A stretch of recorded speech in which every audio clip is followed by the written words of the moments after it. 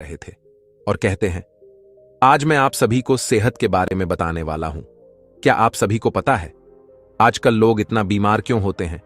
अगर हम पुरानी कहानियां पढ़ते हैं हजारों साल पहले की, तो हमें यह पढ़ने में मिलता है कि वहां उस समय पर लोग बीमार नहीं होते थे।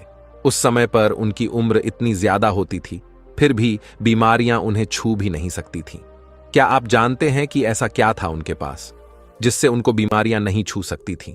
वो 100 साल जिंदा रहते थे और बहुत हट्टे कट्टे रहते थे। ऐसा क्या था उनके पास?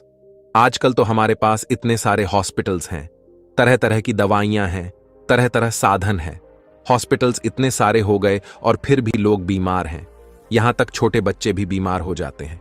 अगर आप हॉस्पिटल देखें तो वहां पर लोग अजीब अजीब तरह की बीमारियों से पीड़ित मिलेंगे। विज्ञान ने जितनी तरक्की की है उससे ज्यादा बीमारियों ने तरक्की कर ली है। जब हम छोटे थे कभी हमने हार्ट अटैक नहीं सुना था। आजकल तो हार्ट अटैक, बीपी, शुगर, फिर कैंसर, HIV। ऐसा क्या है आजकल? क्यों होता है ऐसा? ये होता तो हम इंसान की गलती से ही है। हमने अपने को, हमने अपने वातावरण को, हमने अपने खान पान को, अपनी लाइफ को इतना बिगाड़ दिया है कि स्वस्थ रह ही नहीं सकते हैं। लेकिन अगर हम पीछे जाके देखें तो हम देखेंगे कि बहुत ही आराम से वो लोग अपनी जिंदगी जीते थे। ज्यादा ऐसा कुछ करते नहीं थे क्योंकि उनके पास इतने साधन नहीं थे। उनके पास ना टीवी था, ना फोन था, पैदल चलते थे, गाड़ियां नहीं थीं और मजबूत रहते थे, हट्टे कट्टे रहते थे। आजकल सुविधाएं ज्यादा, सेहत कम। जितनी सुविधाएं बढ़ती जा रही है उतनी ही सेहत कम होती जा रही है।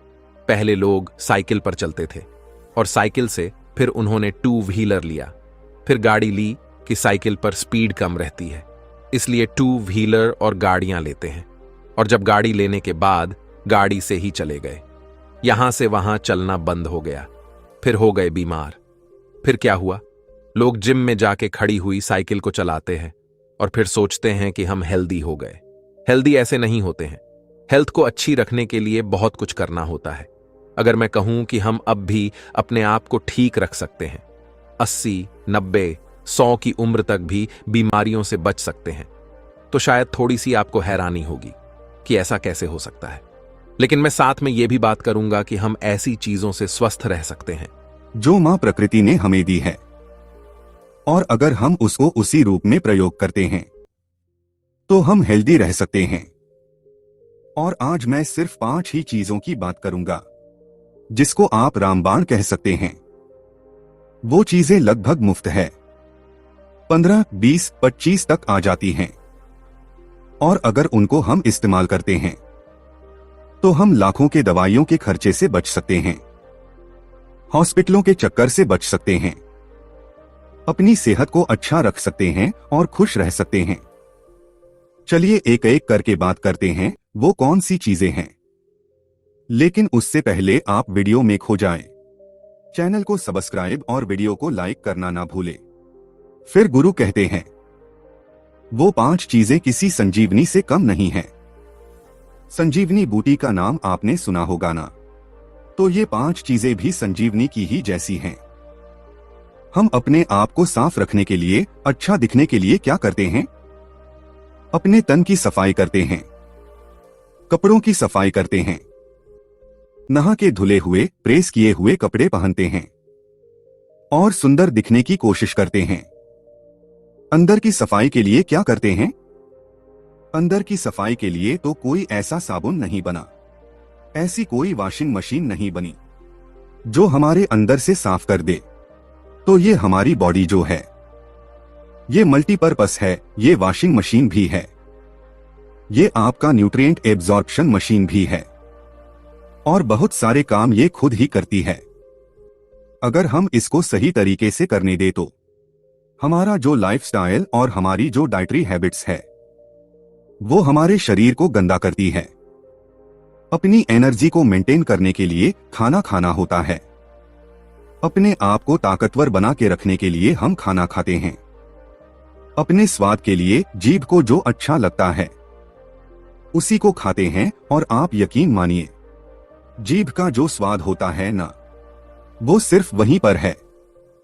अगर आप उस खाने को खूब चबा देंगे और लिक्विड कर लेंगे अपने मुंह में, तो उसका स्वाद गायब हो जाएगा। आपको पता ही नहीं चलेगा आपने क्या खाया है। सिर्फ आगे की जो टिप है ना, उससे आपको स्वाद का पता चलता है। और उसी को खुश रखने के लिए हम उल्टा सीधा खाते रहते हैं। चाउमीन खा लिया, बर्गर खा लिया, पिज्जा खा लिया, नमकीन खा ली, केक खा लिया, पेस्ट्री खा ली, सिर्फ इस जीभ को खुश करने के लिए। ये फिर आपको बीमार कैसे करती है? सोने नहीं देंगे और हमारी ग्रोथ रुक जाएगी। ग्रोथ रुकी तो हमें 1000 बीमारियां हमें लग जाएंगी। हम बीमारियों के घर बन जाएंगे और हम खाना कम खाएंगे और मुट्ठियां भर भर के दवाई खाएंगे। तो बहुत जरूरी है हमारे पेट को साफ रखना, इस गंदगी को बाहर निकालना। और उस गंदगी को बाहर निकालने के लिए ये जो 5 चीजें मैं बताने वाला हूँ, ये आपकी बहुत मदद कर सकती हैं। इसमें पहला है नीम। नीम एक आम सा पौधा है। हमारे हिंदुस्तान में तो हर जगह पर नीम होता है और इसकी मेडिसिनल वैल्यू बहुत ज्यादा है। नीम को बहुत तरीके से दवाइयों के रूप में प्रयोग किया जाता है। फोड़ा फुंसी हो जाए, स्किन की प्रॉब्लम हो जाए, नीम का प्रयोग कर सकते हैं। लेकिन यहाँ पर मैं अंदर की सफाई की बात कर रहा हूँ। तो नीम को आपको खाना है जब नीम की नई पत्ती आती है। जिस सीजन में ये नई पत्ती आती है, जिसको नीम की कोपल बोलते हैं, अगर आप 5-6 कोपल रोज खा लेते हैं, आपने अगर 10 से 15 दिन भी खा ली, तो आपका साल भर के लिए ब्लड प्यूरिफाई हो गया। साल भर आपकी जो गंदगी थी वो निकल जाएगी और आपको स्किन के प्रॉब्लम्स नहीं होगी, आपको डाइजेशन का प्रॉब्लम नहीं हो, जो बैड बैक्टीरिया का प्रॉब्लम है वो खत्म हो जाएगा।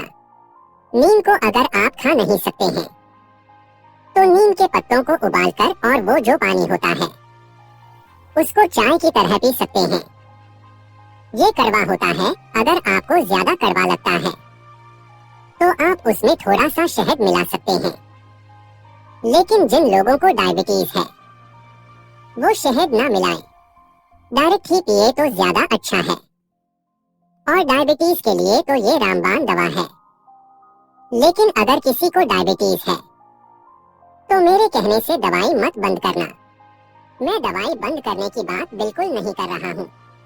आप अपनी दवाइयाँ खाते रहे, उसके साथ अगर नीम का प्रयोग करते हैं तो आपका डॉक्टर खुद दवाइयाँ बंद करेगा। नीम खाने से हल्के फुल्के जो इन्फेक्शन वगैरह हो जाते हैं, सीजन इन्फेक्शन हुआ या फोड़े फुंसी बारिश के दिनों में बहुत हो जाते हैं, स्किन की कोई प्रॉब्लम हुई, एक में पिंपल हुए, किसी के बच्चों के पेट में कीड़े हो जाते हैं, अगर ऐसी भी कोई प्रॉब्लम है तो वो भी नीम से दूर हो जाएगी। दूसरा है आंवला। आंवला को आयुर्वेद में रसायन कहा गया है। आंवला एक ऐसी चीज है जो आपके तीनों दोषों को शांत करती है। कौन से दोष है? कफ, वात और पित्त, उनको बैलेंस में रखती है और इनका बैलेंस बहुत जरूरी है। बैलेंस अगर नहीं होगा तो आपको परेशानियां हो जाएंगी। अगर आपका कफ बढ़ जाता है, आपका अगर पित्त बढ़ जाता है, तो डाइजेस्टिव प्रॉब्लम्स हो जाएंगी। तो इस तरीके से अगर आपका वात बढ़ता है तो आपको आर्थराइटिस जैसे प्रॉब्लम हो जाएगी। तो इन सब बीमारियों से बचने के लिए, इन तीनों दोषों को बैलेंस में रखने के लिए आंवला बहुत अच्छा है। आंवला को आप कई तरीके से खा सकते हो और ये साल में 3 महीने तक लगातार आता है। आंवले को ज्यादा पकाना नहीं है। आंवले का मुरब्बा वगैरह भी नहीं खाना है, क्योंकि उसमें शुगर बहुत ज्यादा होती है। आंवले को अगर आप कच्चा खा पाए, चाहे चटनी बना के चाहे जूस लेके, तो आपको ज्यादा फायदा होगा। आंवला आपके बालों के लिए, आपकी स्किन के लिए, आपके ओवरऑल हेल्थ के लिए, डाइजेस्टिव सिस्टम के लिए बहुत फायदेमंद है। तीसरा है हल्दी। हर एक के रसोई में होती है। सब्जी में अच्छा रंग लाने के लिए हल्दी को प्रयोग करते हैं। हल्दी, इसके अंदर करक्यूमिन होता है जो आपकी हेल्थ के लिए अच्छा है। इसके अंदर करक्यूमिन होता है जो आपकी इम्यूनिटी को बढ़ाता है। जो आपकी बॉडी का जो पीएच लेवल है उसको मेंटेन करके रखता है। इसकी एंटीबैक्टीरियल प्रॉपर्टीज होती हैं, इसकी एंटी इन्फ्लेमेटरी प्रॉपर्टीज होती हैं। तो हल्दी भी आपके लिए बहुत अच्छी है। गर्म दूध में हल्दी डाल के पी के सोते हैं और साथ में एक एक चुटकी उसमें ब्लैक पेपर डाल लेना चाहिए, तो हल्दी के गुण और कई गुना बढ़ जाते हैं। इससे नींद बहुत अच्छी आती है और अच्छी सेहत के लिए गहरी नींद बहुत जरूरी है। तो आप उसको इस तरीके से दूध के साथ पी सकते हैं। अगर कुछ लोग वीगन हैं, दूध नहीं पीना चाहते, तो सुबह खाली पेट एक गिलास गर्म पानी में 1.25 टीस्पून हल्दी डाल के अगर पिए तो वो आपको बहुत फायदा करेगी। ब्लड प्यूरिफाई होगा, इम्यूनिटी बढ़ेगी, इन्फ्लेमेशन नहीं होगा और डाइजेशन अच्छा रहेगा। आजकल इस चौथी जो चीज है उसके लिए लोग बहुत जागरूक हो गए हैं, लेकिन ज्यादातर स्किन के लिए और बालों के लिए प्रयोग करते हैं।